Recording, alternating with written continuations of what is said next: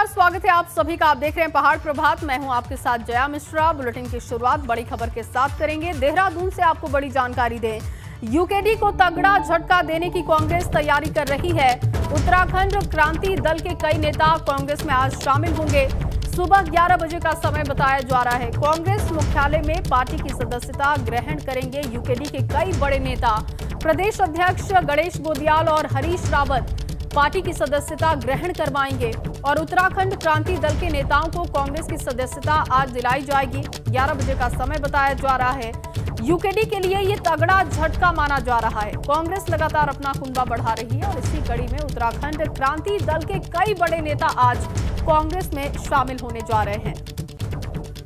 इसी खबर पर ज्यादा जानकारी के साथ पंकज राणा मेरे सहयोगी मौजूद हैं। पंकज, अब लगातार हम देख रहे हैं कि कांग्रेस अपना कुंबा बढ़ा रही है। यूकेडी के कई बड़े नेता आज कांग्रेस में शामिल होने जा रहे हैं। उनके प्रोफाइल को लेकर कोई जानकारी अब तक मिल पा रही है क्या? कौन कौन से वो नेता हैं और कितना बड़ा ये झटका यूकेडी के लिए?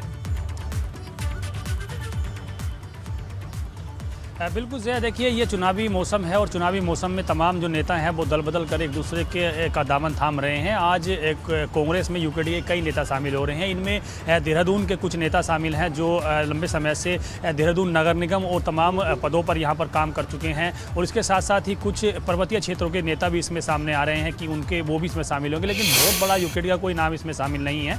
लोकल स्तर के नेता आज कांग्रेस का दामन थाम रहे हैं, जिनमें अगर हम बात करें तो कुछ ऐसे नेता हैं नगर निगम में पार्षद का चुनाव लड़ चुके हैं। उसके अलावा कुछ ऐसे नेता हैं जिन्होंने विधानसभा में दावेदारी भी की है, विधानसभा स्तर का भी चुनाव लड़ चुके हैं, लेकिन उनका बहुत बड़ा प्रोफाइल नहीं बताया जा रहा है। पार्टी स्तर पर इसकी पूरी तैयारियां की जा रही है कांग्रेस की, क्योंकि कांग्रेस ये पूरी तरह से बताना चाह रही है इस समय कि भाजपा से आगे कांग्रेस निकल चुकी है और चुनावी मौसम में जिस तरह से दल बदल कर नेताओं को अपनी पार्टी में ज्वाइन कराया जा रहा है, तो इस लिहाज से कहा जा सकता है कि चुनावी मौसम में कांग्रेस एक इतनी बड़ी लकीर खींच देना चाहती है कांग्रेस के भाजपा के सामने कि उसको ये लगने लगे कि भाजपा को भूल कर लोग कांग्रेस का दामन थाम रहे हैं, तो कांग्रेस की ओर लोगों को ज़्यादा भरोसा लग रहा है। लेकिन अगर हम यूकेडी की बात करें जाएगा, क्योंकि यूकेडी उत्तराखंड का एकमात्र क्षेत्रीय दल है और यूकेडी ने जिस तरह से राज्य आंदोलन से लेकर तमाम यहाँ के स्थानीय मुद्दों को लेकर लड़ाई लड़ी है, उस स्थिति को अगर देखा जाए तो यूकेडी से अपने नेताओं का जो विश्वास है वो खत्म होता जा रहा है। इसीलिए यूकेडी के नेता अब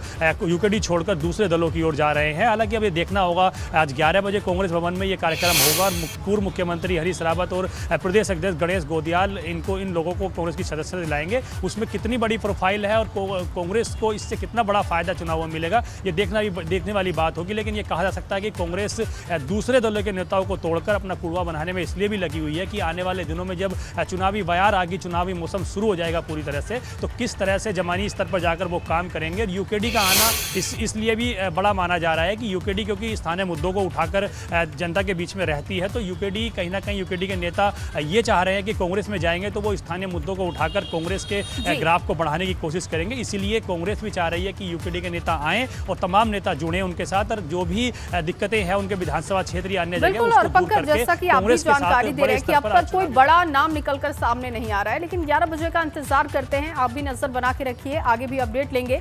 फिलहाल आप हमारे साथ बने रहिए। देहरादून से एक और बड़ी जानकारी दे। बीजेपी ने निकाला 2022 में जीत का फॉर्मूला। कार्य समिति की बैठक में कई मुद्दों पर चर्चा की गई है और केंद्रीय मंत्रियों को इस बात की जिम्मेदारी दी गई है कि वो परफॉर्मेंस को बेहतर करें। खराब परफॉर्मेंस वाले विधायकों की सीटों पर जिम्मेदारी मिलेगी और केंद्रीय मंत्री निकालेंगे विधायक के जीत का फॉर्मूला। प्रदेश में दिसंबर तक 252 बैठकों का आयोजन किया जाएगा। पीएम और अमित शाह के साथ ही जेपी नड्डा उत्तराखंड का दौरा भी कर सकते हैं, ये जानकारी भी मिल रही है और इसी महीने उत्तराखंड का दौरा कर सकते हैं, इस बात की जानकारी मिल रही है। आपको बताएं कि आपदा का जायजा लेने के लिए अमित शाह ने भी दौरा किया था। उसके बाद अमित शाह का उत्तराखंड दौरा हुआ, प्रधानमंत्री का केदारनाथ दौरा हुआ। लेकिन जानकारी मिल रही है कि कल जो राष्ट्रीय कार्यकारिणी की बैठक हुई है, उस बैठक के बाद अब जानकारी इस बात की है कि उत्तराखंड का दौरा और बड़े नेता कर सकते हैं, जिसमें पीएम होंगे, अमित शाह होंगे, जेपी नड्डा भी उत्तराखंड का दौरा कर सकते हैं। पंकज लगातार हमारे साथ बने हुए हैं। पंकज, माना जा रहा है कि 2022 की जीत का फॉर्मूला तय कर लिया गया है, क्या विस्तार से जानकारी इसको लेकर? जय, देखिए उत्तराखंड में बीजेपी अब चुनावी मौसम में पूरी तरह से रंग चुकी है और चुनावों को लेकर जिस तरह से आगे बढ़ती जा रही है उससे साफ जाहिर हो रहा है कि अब किसी भी तरह की कोर कसर नहीं छोड़ी जाएगी। कल जो कार्य समिति की बैठक हुई थी उसमें 2 प्रदेशों में खास फोकस रखा गया है, उत्तर प्रदेश और उत्तराखंड, क्योंकि आगामी 2 महीने बाद उत्तराखंड में चुनाव होने वाले हैं और किस तरह से बीजेपी चुनावों में जाकर अपनी रणनीति तैयार करेगी, इस सब चीज़ों को लेकर इसमें मंथन किया गया। केंद्रीय नेताओं को फीडबैक दी गई है कि विधायकों का जो परफॉर्मेंस पिछले 4 साल का रहा है, 4.5 साल का, वो किस तरह से रहा है। जिन विधायकों ने बेहतर काम अपने क्षेत्र में नहीं किया या उनके प्रति लोगों की नाराजगी है, तो उन सीटों को किस तरह से जीता जाए, इसके लिए केंद्र नेताओं को जिम्मेदारी देने की बात तय की गई है कि केंद्र नेताओं को जिम्मेदारी दी जाएगी और वो विधायकों के चुनावी फार्मूले को जीतने का फार्मूले में बदलेंगे। तो ये कहा जा सकता है कि बीजेपी ने अब अपने केंद्रीय हाईकमान के तमाम नेताओं को यहाँ पर उतार दिया है मैदान में और ऐसी तकरीबन 15 से 20 सीटें ऐसी हैं बीजेपी की जहाँ पर विधायकों की परफॉर्मेंस बेहतर नहीं है, जहाँ पर ऐसा लग रहा है कि बीजेपी को ये सीटें बीजेपी नहीं जीतेगी। तो इस लिहाज से ये कहा जा सकता है कि केंद्र नेता यदि उन सीटों पर अब अपनी तरह से तमाम तैयारी को आगे बढ़ाएंगे तो इन पर जीत का फार्मूला तय किया जा सकता है। अब बीजेपी इस तरह से तकरीबन अगले 2 महीने में 252 बैठकें करेगी। उसके अलावा केंद्र नेताओं के दौरे यहाँ लगेंगे। प्रधानमंत्री नरेंद्र मोदी, अमित शाह, उसके अलावा जेपी नड्डा का इसी महीने के अंत में दौरा माना जा रहा है। इस लिहाज से ये कहा जा सकता है कि केंद्र नेता यहाँ आएंगे और जो ऐसी सीटें हैं जहाँ पर बीजेपी को कमजोर स्थिति लग रही है वहाँ पर जीत का फार्मूला तय किया जाएगा। बहुत शुक्रिया पंकज आपका तमाम जानकारी के लिए। तो माना जा रहा है कि जीत का फॉर्मूला तय कर लिया गया है और अब उसी के हिसाब से काम उत्तराखंड में होगा। लेकिन आपको बता दें कि रविवार को दिल्ली में हुई बीजेपी राष्ट्रीय कार्यकारिणी की बैठक चुनाव को लेकर कई अहम मुद्दों पर फोकस रखा गया। मीटिंग में केंद्र सरकार और पार्टी की तरफ से किए जा रहे कामों को लेकर चर्चा भी की गई। कार्यकारिणी में संगठन और सरकार की तरफ से कोरोना काल में करवाए गए कामों को लेकर भी चर्चा की गई। 100 करोड़ वैक्सीनेशन को लेकर पीएम को धन्यवाद दिया गया। पीएम ने अपने संबोधन में कहा कि जिस तरीके से बीजेपी के तमाम कार्यकर्ताओं ने कोरोना काल के दौरान काम किया, उस सेवा के समर्पण को बनाए रखना है। बीजेपी राष्ट्रीय कार्यकारिणी में आगामी विधानसभा चुनाव को लेकर चर्चा की गई। चुनाव के लिहाज से स्टार प्रचारकों के दौरे की भी मांग रखी गई। उधर इस मीटिंग में देहरादून से सीएम पुष्कर सिंह धामी वर्चुअल माध्यम से जुड़े थे, जिसमें सीएम धामी ने उत्तराखंड सरकार की तरफ से करवाए जा रहे कामों की जानकारी भी दी। साथ ही उत्तराखंड में पार्टी के आगामी कार्यक्रम की भी उन्होंने जानकारी दी। पीएम ने अपने संबोधन में कहा कि बीजेपी के तमाम लोगों को जनता के बीच सेतु बनना चाहिए और जनता की सेवा में लगे रहना चाहिए।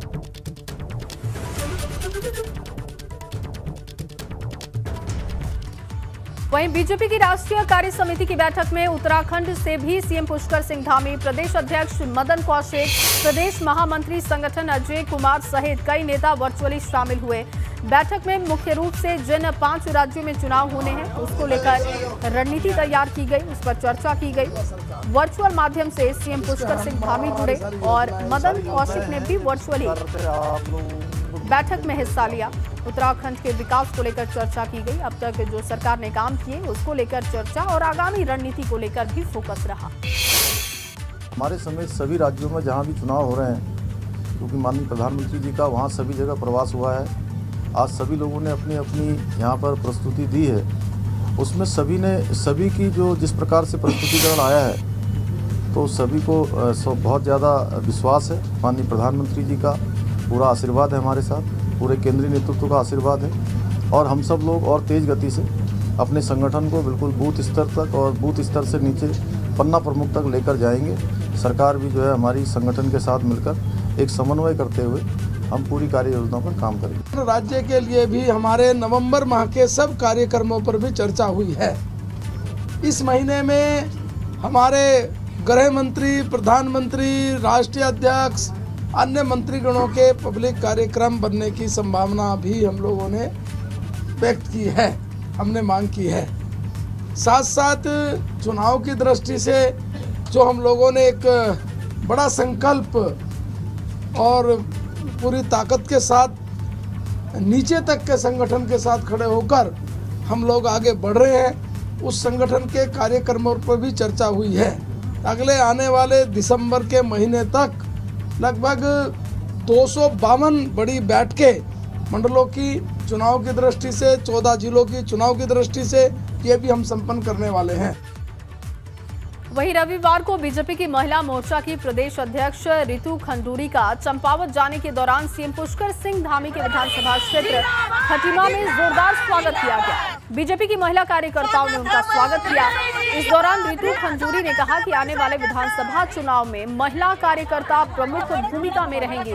विधानसभा चुनाव में महिलाओं को ज्यादा टिकट देने के सवाल पर उन्होंने कहा कि वो कोशिश करेंगी कि ज्यादा से ज्यादा महिलाओं को टिकट मिले।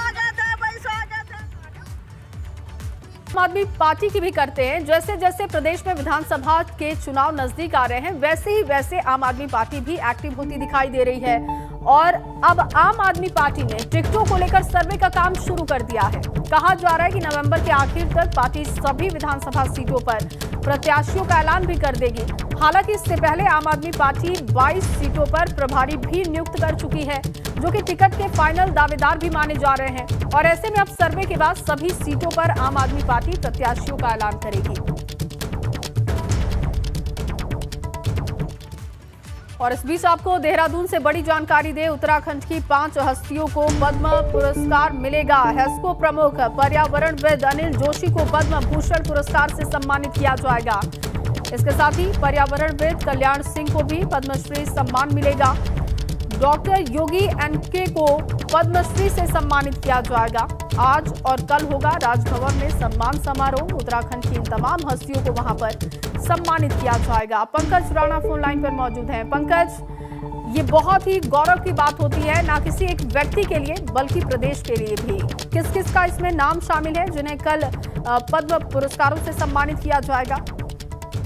बिल्कुल जया, देखिए बहुत बड़ी बात कही आपने कि ये पूरे प्रदेश के लिए गौरव की बात है कि उत्तराखंड के 5 ऐसी हस्तियां जिन्होंने पर्यावरण, चिकित्सा और नदियों के संरक्षण के लिए बड़े स्तर पर उत्तराखंड में काम किया है, उनको पद्मश्री पुरस्कार से सम्मानित किया जाता है। इसमें सबसे पहले हेस्को प्रमुख पर्यावरणविद अनिल जोशी का नाम है, जो पर्यावरण के क्षेत्र में बहुत लंबे समय से काम कर रहे हैं और पर्यावरण में जो भी यहाँ परेशानियां रही हैं उनको नेशनल लेवल पर आंदोलन के रूप में उन्होंने उठाया है। उसके अलावा दूसरा अगर नाम हम करें तो डॉक्टर एनके योगी इसमें शामिल है, जिन्हें पद्मश्री पुरस्कार सम्मानित किया जाएगा। इसमें इन्होंने भी पर्यावरण के क्षेत्र में बड़ा काम किया है। कल्याण सिंह भी इसमें शामिल है। चिकित्सा के क्षेत्र में डॉक्टर भूपेंद्र कुमार और एक किसान है जिन्होंने यहाँ पर किसानों को के हित के लिए बड़े स्तर पर काम किए हैं। प्रेमचंद शर्मा को पद्मश्री सम्मान से पुरस्कार किया जाएगा। इनमें 2 पुरस्कार आज राष्ट्रपति भवन में राष्ट्रपति रामनाथ कोविंद देंगे और 3 पुरस्कार कल इसमें दिए जाएंगे। तो ये उत्तराखंड के लिहाज से बहुत बड़ी अच्छी बात है कि पर्यावरण, नदियों संरक्षण और यहाँ पर जो भी कमियां रही हैं उन्हें दूर करने के लिए एक आंदोलन के रूप में इन्होंने काम किया है और इनको लोगों को जागरूकता करने के लिए भी इन्होंने बड़े स्तर पर काम किया है। इसीलिए इनको इसमें बड़े सम्मान से पुरस्कृत किया जा रहा है। बहुत शुक्रिया पंकज आपका तमाम जानकारी के लिए। वहीं उत्तराखंड के पूर्व सीएम हरीश रावत हरिद्वार पहुंचे। उन्होंने हरिद्वार के भेल परिसर के सामुदायिक केंद्र में छठ पर्व पर आयोजित सांस्कृतिक कार्यक्रम में शिरकत की। इस दौरान हरीश रावत ने पूर्वांचल वासियों को छठ की शुभकामनाएं दी। देवस्थानम बोर्ड विवाद पर हरीश रावत ने कहा कि उनकी तरफ से देवस्थानम बोर्ड को भंग कर दिया गया है और अगर आज भंग नहीं होता तो उनकी सरकार आने के बाद ये भंग हो जाएगा। वहीं जनता से घोषणा पत्र पर मांगे गए सुझावों पर उन्होंने कहा कि उसके लिए उन्हें 9 तारीख का इंतजार करना होगा। वहीं रविवार को हल्द्वानी पहुंचे कैबिनेट मंत्री यतीश्वरानंद ने गोला पार क्षेत्र के कालीपुर में हाथी के हमले से मरी महिला के परिजनों से मुलाकात की है। उन्होंने मृतक के परिजनों को तत्काल 4 लाख रुपए मुआवजा देने का आदेश भी दिया। साथ ही उन्होंने जंगली क्षेत्रों में फैंसी तार लगाने के निर्देश दिए हैं। मंत्री ने मृतक महिला के परिवार के एक सदस्य को वन प्रहरी की अस्थायी नौकरी देने की भी बात कही है।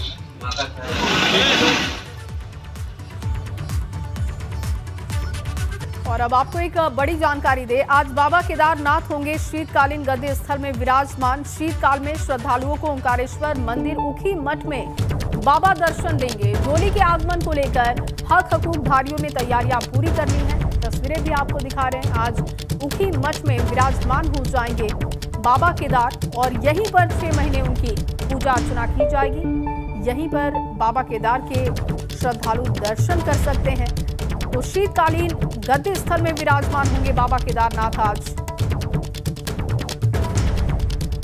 उत्तराखंड विधानसभा चुनाव को लेकर आखिर कैसी सियासी बयार बह रही है, लोग क्या सोच रहे हैं, लोग किन बातों पर चर्चा कर रहे हैं, उनके मुद्दे क्या हैं, ये समझने के लिए, जानने के लिए बहुत जरूरी है कि आखिर क्या चल रहा है। अब हम आपको काशीपुर लिए चलते हैं, जहां हमारे संवाददाता विकास गुप्ता मौजूद हैं, जो सीधे आम लोगों से करेंगे बात और पूछेंगे कि 2022 चुनाव से पहले उनके दिल और दिमाग में क्या चल रहा है।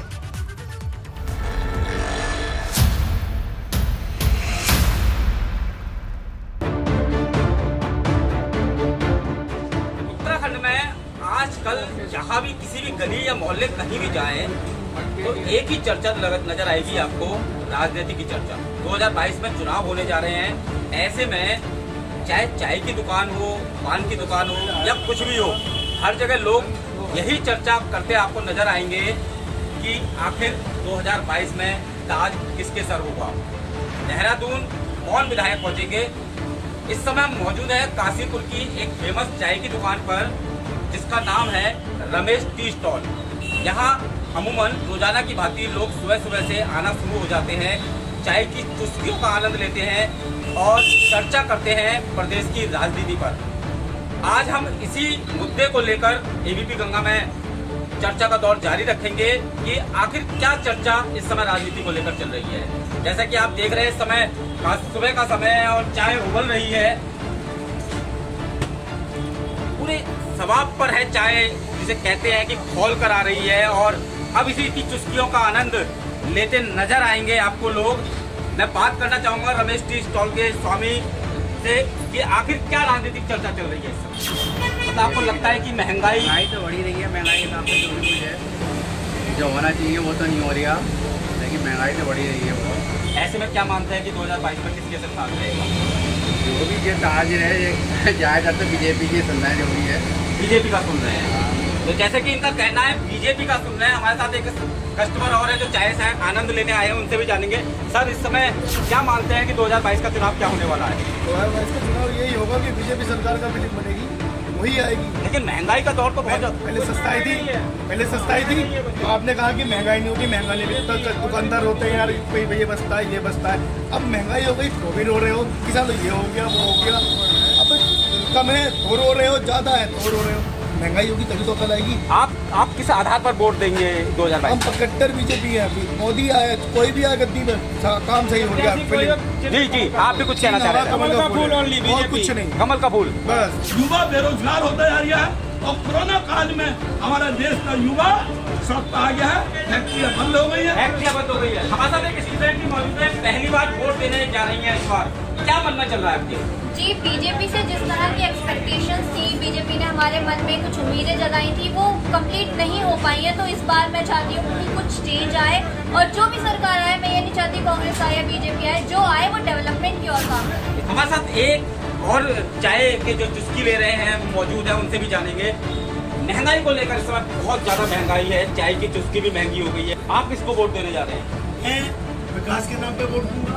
मैं जो सरकार ने हमारे साथ पिछले कई सालों से हमें धोखे में रखा, उसको चेंज करने के लिए मैं वोट करूँगा। तो देखा आपने चाय की चर्चा, और लोगों का मानना ये है कि किसी का कहना है कि भारतीय जनता पार्टी, तो किसी का कहना है कांग्रेस, तो कोई कह रहा है आम आदमी पार्टी। ऐसे में 2022 में मतदाता बटा हुआ नजर आ रहा है। काशीपुर से एबीपी गंगा के लिए